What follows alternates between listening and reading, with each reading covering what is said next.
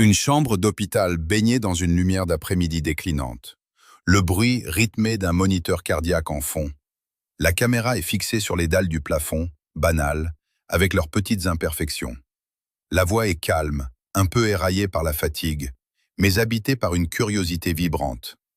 Je suis en train de mourir, je le sais. Mon corps le crie, mes médecins le confirment, et dans le silence de la nuit, l'univers lui-même semble me le murmurer. 2 cancers, rares, le genre qui ne négocie pas. Il me reste des semaines, peut-être moins. Alors, je reste allongé ici, à compter les défauts du plâtre au plafond, comme un physicien compte tout. Non par obsession, mais par amour. Parce que même une dalle de plafond, si vous la regardez avec assez d'honnêteté, devient stupéfiante. La caméra descend lentement vers le visage de l'homme. Un sourire en coin, une lueur malicieuse dans le regard malgré les traits tirés. Oubliez l'image d'Épinal de l'homme à l'agonie.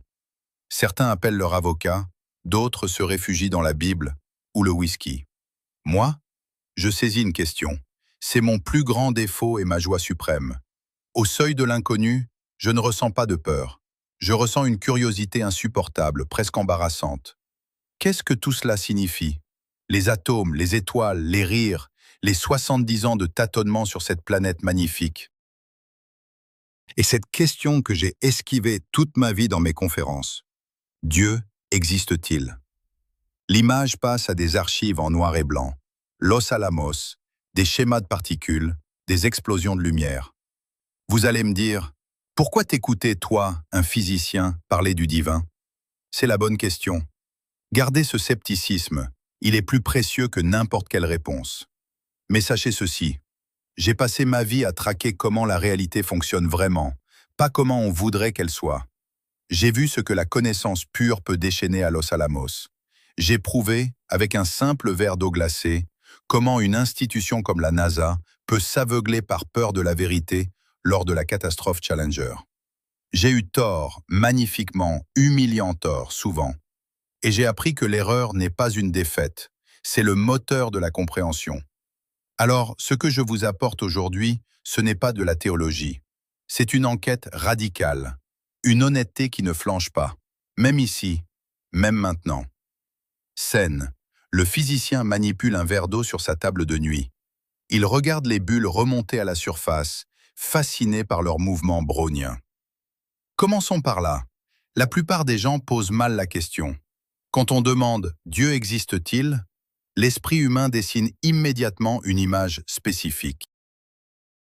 Un vieillard barbu sur un trône, un juge cosmique comptant les péchés, un architecte céleste qui aurait dessiné les plans de l'univers un lundi matin avant de s'asseoir pour regarder le chaos. Mais ce cadrage fait déjà des dégâts irréparables avant même que l'enquête ne commence. C'est comme entrer dans une pièce et demander « Y a-t-il quelque chose ici ?» tout en ne cherchant que des éléphants. Si vous ne voyez pas de trompe ou de défense, vous concluez que la pièce est vide. Vous vous êtes aveuglé à tout le reste. Le mythe que je veux briser, c'est celui d'un univers qui serait soit une horloge parfaite, surveillée par un créateur, soit une machine froide, dénuée de sens. La réalité se moque de ces deux histoires simplistes. Regardez les faits. La science explique le comment avec une efficacité terrifiante. La chimie explique la biologie, la physique explique la chimie. On pourrait croire que les trous restants seront simplement comblés par un meilleur télescope ou un accélérateur de particules plus puissant. Mais c'est une illusion. Prenez l'analogie d'une recette de cuisine. La science peut vous dire exactement quelle réaction chimique transforme le blanc d'œuf en mousse, quelle température précise caramélise le sucre. Elle peut même cartographier les neurones qui s'activent quand vous goûtez le plat. Mais la science ne peut pas vous dire pourquoi il y a une cuisine, ni pourquoi vous avez faim, ni pourquoi le résultat est délicieux. Le pourquoi n'est pas un manque de données, c'est une condition préalable. Pourquoi y a-t-il quelque chose plutôt que rien? Pourquoi les lois de la physique ont-elles cette forme précise, si élégante qu'elle ressemble à une intention mathématique? Ce ne sont pas des lacunes que la science va réparer, ce sont des murs contre lesquels nos équations rebondissent. L'athée veut la certitude propre que rien n'existe au-delà du physique. Le croyant veut l'assurance chaleureuse que si. Les deux, dans leur certitude, ont arrêté de chercher. Or, la véritable science, comme la véritable spiritualité, commence quand on accepte de vivre à l'intérieur de la question. Scène. Le physicien fait rouler un stylo sur sa table de nuit. Il le regarde tomber au sol avec une attention presque enfantine. Penchons-nous sur ce que j'appelle l'embarras du matérialisme. Un auditeur têtu me dirait « Mais enfin, tout est explicable. La conscience, c'est juste de l'électricité dans de la viande grise. » C'est une vision séduisante, mais elle ignore le plus grand paradoxe de notre existence. Imaginez que vous analysiez une radio. Vous pouvez la démonter, identifier chaque transistor, chaque condensateur et comprendre parfaitement comment le courant circule. Mais l'analyse physique de la radio ne vous dira jamais rien sur la musique qui en sort, ni sur le compositeur qui l'a écrite. La science décrit les rouages, mais elle reste muette sur la symphonie. C'est ce que nous appelons le problème difficile de la conscience. Nous pouvons décrire les neurones qui s'activent, mais nous ne pouvons pas expliquer pourquoi cette activité s'accompagne d'une expérience vécue, du goût de l'eau fraîche ou de la mélancolie d'un automne. Pourquoi l'univers a-t-il besoin de ressentir quelque chose? Il griffonne une équation sur une serviette en papier. G mun non plus lambda G mun non égale kata T mun non. Et puis, il y a ce mystère qui me hante plus que la mort. Pourquoi les mathématiques marchent-elles? Réfléchissez-y. Les maths sont, en apparence, une structure logique créée dans le noir total de notre boîte crânienne. C'est un jeu intellectuel abstrait.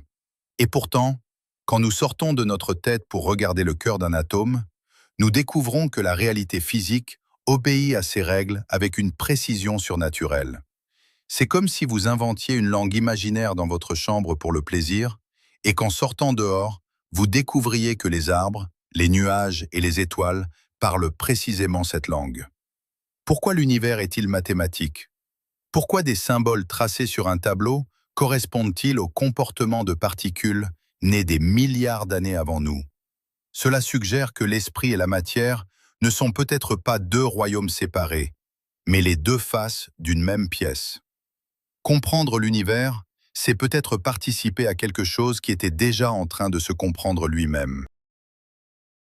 Le moniteur cardiaque émet un bip un peu plus lent, mais régulier. Le physicien observe ses mains, les veines saillantes sous la peau fine, comme les branches d'un arbre.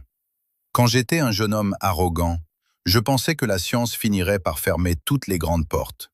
Donnez-nous assez de temps, assez de génie, assez d'accélérateurs de particules, et nous aurions une théorie du tout, une image finale. Je ne le crois plus, non pas parce que la science a échoué, mais parce qu'elle a réussi au-delà de nos rêves les plus fous. Chaque porte qu'elle ouvre en révèle 3 nouvelles derrière elle. La connaissance n'est pas une île que l'on finit par cartographier entièrement. C'est une lumière qui, en grandissant, expose une obscurité encore plus vaste.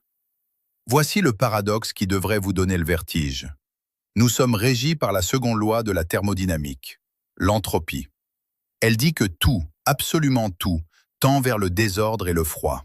Pourtant, au milieu de ce déclin inéluctable, l'univers a trouvé le moyen de s'organiser pour créer des neurones, de la musique et de l'amour.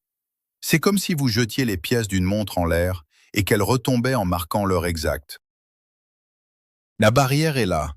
Nous savons comment les choses se désagrègent, mais nous n'avons aucune idée de pourquoi l'univers a cette tendance insensée à créer de la complexité contre vents et marées.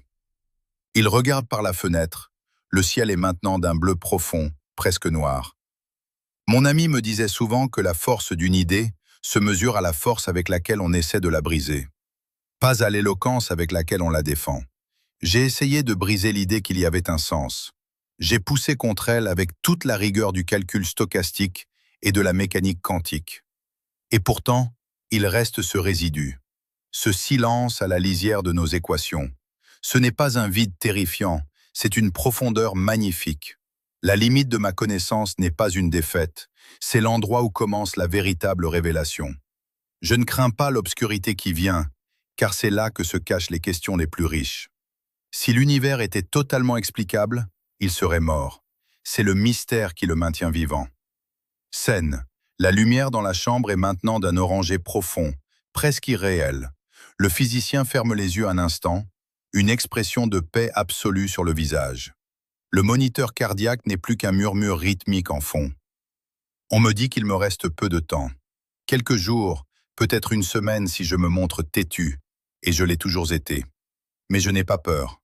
Pas parce que j'ai résolu toutes les énigmes, au contraire. Mais parce qu'une paix étrange s'est installée. La volonté d'être simplement ici, dans ce corps, dans cette petite chambre aux dalles de plafond imparfaites, sans exiger que l'instant soit autre chose que ce qu'il est. L'idée reçue, c'est que la mort est une extinction, un vide, une défaite de la machine. Mais regardez bien, ce que je suis, cet arrangement précis d'atomes, ce tourbillon temporaire de conscience dans le fleuve du temps, ne va pas s'effacer de la réalité. Je retourne simplement d'où je viens. Mes atomes ne s'évaporent pas dans le néant. Ils vont se disperser pour devenir une partie du sol, de l'océan, de l'air qu'un inconnu respirera dans 2 siècles. L'information qui me compose va se répandre, redevenir le tout. Dans un sens physique et mathématique très réel, je redeviens l'univers qui m'a prêté vie. Est-ce l'immortalité? Non, pas au sens des sermons du dimanche. Mais c'est loin, très loin d'être rien. C'est une redistribution de l'émerveillement. Si je pouvais vous léguer une seule chose après 70 ans de recherche, ce serait ceci. Tombez amoureux du « je ne sais pas ». Ne le voyez pas comme une démission, mais comme une pratique joyeuse et disciplinée de l'esprit. La chose la plus coûteuse qu'un être humain puisse faire, c'est d'échanger son sens de l'émerveillement contre le confort d'une certitude. Ne troquez pas une question vivante contre une réponse morte, simplement parce qu'elle est plus facile à porter. Portez vos doutes comme des médailles. La certitude est un signal d'alarme. Elle signifie que vous avez arrêté de regarder. Or, l'univers est plus riche, plus étrange et plus élégant que n'importe quelle croyance définitive ne pourra jamais le contenir. L'univers ne nous doit rien, ni réponse, ni sens, ni survie. La chance inouïe d'avoir existé, d'avoir pu déchiffrer quelques équations, d'avoir remarqué la migration des oiseaux et la précision des symétries mathématiques, c'est déjà un privilège indécent. J'ai aimé cet univers de tout mon cœur, précisément parce que je ne l'ai jamais totalement compris. J'ai été, pendant un bref instant, une version de l'étonnement de la matière. Et cela suffit. C'est plus que suffisant. L'écran s'assombrit lentement jusqu'au noir complet. Seule la voix subsiste, légère. Soyez curieux, soyez honnête, acceptez d'avoir tort. Et si vous voulez continuer à voir la réalité telle qu'elle est, dans toute sa splendeur brute, cherchez encore. Abonne-toi.